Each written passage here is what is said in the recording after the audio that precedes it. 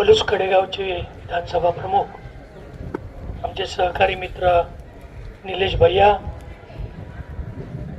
खास शिराळहून जावई बापूंना आशीर्वाद देण्यासाठी उपस्थित राहिलेले आहेत. ज्यांनी आम्ही भारतीय जनता पार्टीमध्ये सोबत काम केलं ते सन्माननीय सुखदेवदादा पाटील. मगाशी कार्यक्रमाला उपस्थित राहून आत्ताच जे गेले ते या जिल्ह्याचे कर्तबगार माजी खासदार संजय काका पाटील, नवनाथजी पवार आबा, दादा पाटील साहेब, शिंदे सर, संचालक कृष्णा कारखाना, आमचे शेतकरी संघटने नेते पोपटअण्णा मोरे, माजी जिल्हा परिषद सदस्य माझे सहकारी सुरेंद्र भैया वाळवेकर, प्रकाश भाऊ पाटील, सारंग मानेसर, कृष्णाजी मोखळे, दिलीप बाप्पा इसुगडे, त्याचबरोबर व्यासपीठावरील सर्व उपस्थित माझ्या समेत आलेले दादासाहेब रसाळ, धैर्यशील भैया, चंद्रकांत पाटील, यदुराज थोरात आणि उपस्थित आपण सर्व मान्यवर. सर्वप्रथम मला यायला थोडा वेळ झाला त्याबद्दल दिलगिरी व्यक्त करतो. निलेश भैयाचा कार्यक्रम म्हणजे वेळेत यायचं म्हणून 11 वाजल्यापासून बसलोय. त्यांचे जुने नेते आमचे सगळ्यांचे मार्गदर्शक नाईक साहेबांचे रणधीर बाप्पा येऊन बसले. त्यांनी 1 तास 1.5 तास तिथे वेळ गेला. आज सोमवार असल्यामुळं मागच्या सगळ्या सुट्ट्याचा बॅकलॉग आज एकदम भरायला आला. एक 200 माणसं 100-200 माणसं लोक भेटायला आली. आमच्या सगळ्यांचा स्वभाव असा आहे की शेवटच्या माणसाचं ऐकल्याशिवाय उठायचं नाही, त्यामुळे थोडासा वेळ झाला. परंतु निलेश भैयासारखा एखादा कर्तबगार तरुण एखादा नवीन व्यवसाय सुरू करतो आणि तो शेतकऱ्याशी निगडीत असावा, शेतकऱ्यांच्या आर्थिक स्तर उंचावावा यासाठी मनापासून काम करतो. अशा युवकांना आशीर्वाद देण्यासाठी तुम्ही या ठिकाणी जमलेला आहात. खरं तर साखर कारखाना चालवणारी फार हुशार असतात. पोपटांना माफ करतील, त्यांना सगळं माहित आहे इतिहास, विश्व 7-12. पण विजू काका आमच्या निलेश भैयांनी छोटं युनिट सुरू केलं. छोटं मी एवढ्यासाठी म्हणतोय, त्यांनी मनात आणलं असतं तर अजून मोठं करता आलं असतं. पण निलेश भैया हे अतिशय सावध पावलं टाकून पुढे जाणारी व्यक्ती आहे आणि त्यांच्या नेमके उलटे वडिलांचा स्वभाव होता. आधी धडक आणि मग आपलं काम असा विषय होता बापूसाहेबांचा. माझे 20-25 वर्षापासून त्यांचे संबंध होते आणि बापूसाहेबांनी हातात घेतलेलं काम कधी अयशस्वी झालेलं नाही, कारण त्यांच्या नशिबातच तसं होतं. प्रचंड जिद्दी स्वभाव, प्रचंड इच्छाशक्ती आणि प्रचंड सामान्य माणसाची नाळ जोडलेला एक नेतृत्व म्हणून या तालुक्याला आणि पलूस शहराला ते विशेषतः लाभलेले होते. कारण पलूसवाले एक मला सभेच्या निमित्ताने यायचं होतं. बापूसाहेबांच्या नंतर बापूसाहेबांच्या घरातले उमेदवार तुम्हाला राष्ट्रवादी काँग्रेस पार्टीने दिली होती. त्याचा मागचा उद्देश वेगळा होता.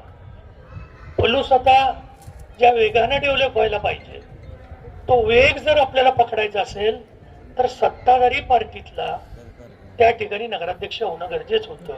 म्हणून निलेश भैयांना आम्ही सगळ्यांनी तयार केलं आणि आदरणीय काकींना त्या ठिकाणी उभं केलं. परंतु काही तुमच्याच तालुक्यात असं नाही, सगळ्याच तालुक्यामध्ये वाळवी जशी लागते तशी काही ठिकाणी लागलेली आहे आणि ही माणसं कोणाचं चांगलं झालेलं पाहत नाही. जर आज निलेश भैयांच्या मातोश्री नगराध्यक्ष झाल्या असत्या, ही टीम आली असती, तर या पलूस तालुक्यात जेवढे पैसे विकास कामासाठी आवश्यक होते तेवढे सगळे पैसे या शहरामध्ये आले असते. तुम्ही ज्यांना निवडून दिलाय त्यांना सत्तेत आहेत ना काही आणू शकतील. सत्ता असल्याशिवाय त्या ठिकाणी विकास होऊ शकत नाही. परंतु दुर्दैवानं खूप कमी अंतरानं त्या ठिकाणी काही सुपारी बद्दल पण तुमच्याकडे आहेत. त्या सगळ्या मंडळींनी तुमचा सगळ्यांचा कार्यक्रम करायचं ठरवलं होतं आणि मला सुपारी मी कुठल्या व्यक्तीबद्दल बोलत नाही, परंतु तुम्हाला माहित आहे कोण असतं. काय करतात. आम्ही सगळ्यांनी त्यांच्या सोबत केल्याचं काम असं तात्या म्हणतात. आता तुम्ही करत होता, आम्ही करत होतो, जरा जमिनीवर होते. आता काय झालं, आता अवघड आहे जरा. ठीक आहे, बघू, वेळ प्रत्येकाची येते. परंतु निलेश भैयासारखा एक उमदा तरुण बापू साहेबांच्या नंतर तुमच्या पदरात या शहरानं त्यांच्या कुटुंबाने टाकलेलं होतं. तुमची सगळ्यांची ही जबाबदारी होती की बापूसाहेबांच्या नंतर तुम्ही निलेशला वडिलांची उणीव भासू न देणं हे तुमचं काम होतं. दुर्दैवानं फार कमी मार्जिननं जरी शीट आपली गेली असली तर इतर कुठल्या आनंदापेक्षा ही शीट निवडून आली असती तर मला जास्त आनंद झाला असता. पण तो दुर्दैवानं झालं नाही. परंतु अव्याहतपणानं काम करणं हे निलेश भैयांचा स्वभाव आहे. मी गेली अनेक वर्षे त्यांना ओळखतोय. माझ्या पक्षामध्ये अजितदादांच्या नेतृत्वाखाली ते काम करतायत आणि त्यांचं काम हे अजितदादांनी फार नावाजलेलं आहे. अशा उमद्या तरुणाला हा जो नवीन व्यवसाय ते पदार्पण करतायत, त्या व्यवसायासाठी आवश्यक ते जेवढं सहकार्य तुम्हाला करता येईल तेवढं करा. आणि ही फॅमिली ही इतरांसाठी आयुष्य खर्च करणारी आहे, जनतेसाठी समर्पित भावनेनं पुढे जाणारी आहे. जनता हीच आपलं कुटुंब मानणारी आहे. आणि पलूस पुरतं मर्यादित न ठेवता पलूस तालुक्यामध्ये अशा पद्धतीचं निलेश भैयांसारखं व्यक्तिमत्व तुम्हाला सगळ्यांना जपण्याची आवश्यकता आहे. नेत्याचा पोरगा नेता झाला, आमदाराचा पोरगा आमदार झाला, काही विशेष नसतं. त्याला बाळकडू घरातनं मिळाले असतात. त्याला सामान्य माणसाच्या अडचणी माहीत नसतात. एसटीनं येताना पैसे नसले तर प्रवास थांबतो. हे सामान्य माणसाच्या अलीकडच्या काळात अडचणी आहेत. हे सगळे अडचणी, हे सगळे प्रश्न ते सामान्य कुटुंबातून इथपर्यंत आले म्हणून त्यांना माहिती आहे. ते तुमच्यापैकीच एक आहेत. त्या व्यक्तीला आशीर्वाद द्या.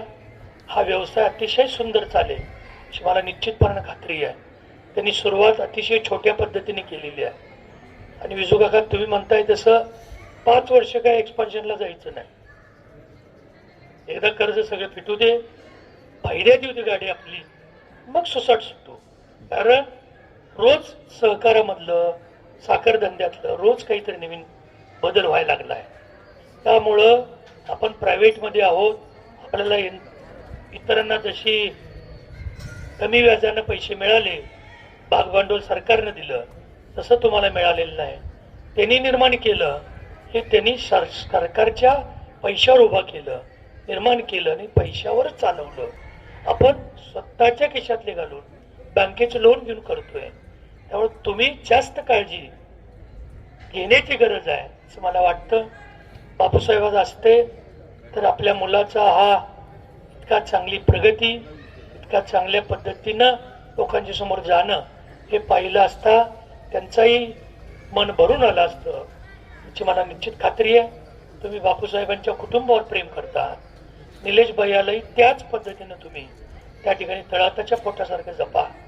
राष्ट्रवादी काँग्रेस पार्टी म्हणून निलेश भैयाला आमच्या सगळ्यांचा पाठिंबा आहे. आमच्या भविष्य पलूस आणि कडेगाव तालुक्याचं भविष्य आम्ही त्यांच्यामध्ये पाहतोय. त्यासाठी तुम्ही आशीर्वाद द्या. त्या आशीर्वाद द्यायला विनंती करण्यासाठी मी आलोय. व्यवसायाचा शुभारंभ आज होतोय. आज दिवसही चांगला आहे. सर्व पक्षीय चेहरे या ठिकाणी दिसत आहेत.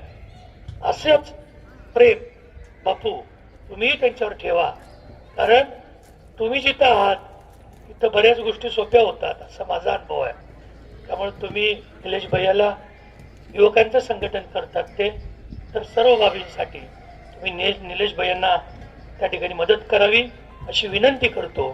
पुनश्च एकदा यात नवीन प्रयोग त्यांनी जो केलेला आहे, नवीन ठिकाणी ते जात आहेत, त्या सगळ्यांना आई भवानी मातेनं आशीर्वाद द्यावा अशी ईश्वरचरणी प्रार्थना करतो. आणि आजच्या या कार्यक्रमाला मला बोलवलं, माझा सत्कार केला त्याबद्दल मी मनापासून आपल्याला धन्यवाद देतो. निलेश भैयांनाही आपल्या सगळ्यांचा आशीर्वाद असू दे ही विनंती करतो. आपली रजा घेतो. जय हिंद, जय महाराष्ट्र.